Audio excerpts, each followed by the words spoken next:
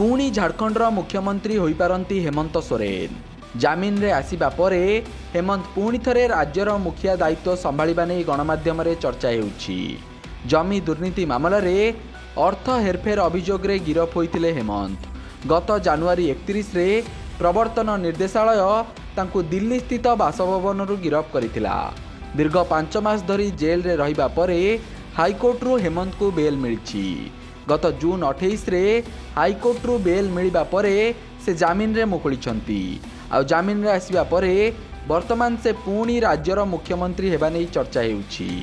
आज India mentor विधायक मानकु नै रांची रे एक जरूरी बैठक बसितिला, जेउथिरे राज्यर पूर्वतन मुख्यमंत्री हेमंत सोरेन मध्य जोग दैतिले। एही बैठक परे हेमंत आउथरे मुख्यमंत्री होई पारंती बोली चर्चा हेउछि। तेबे वर्तमान चंपाई सोरेन झारखंडर मुख्यमंत्री अछंती। हेमंत जेल जिबा परे चंपाई राज्यर मुख्यमंत्री पद संभाळिथिले। एबे हेमंत सोरेन पुणी थरे झारखंडर मुख्यमंत्री हेबे बोली चर्चा मध्यरे चंपाई सोरेन को एकाधिक सरकारी कार्यक्रम बातिल करा जाइछि।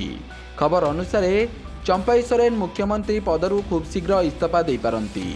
तांको झारखंड मुक्ति मोर्चार कार्यकारी सभापति भावे दायित्व मिल पारे। सेपटे चंपाई इस्तीफा परे हेमंत पुणी झारखंडर मुख्यमंत्री हेबा नै प्रक्रिया आरंभ हेबो बोली कहा जाउछि। Bureau report Satyapath news.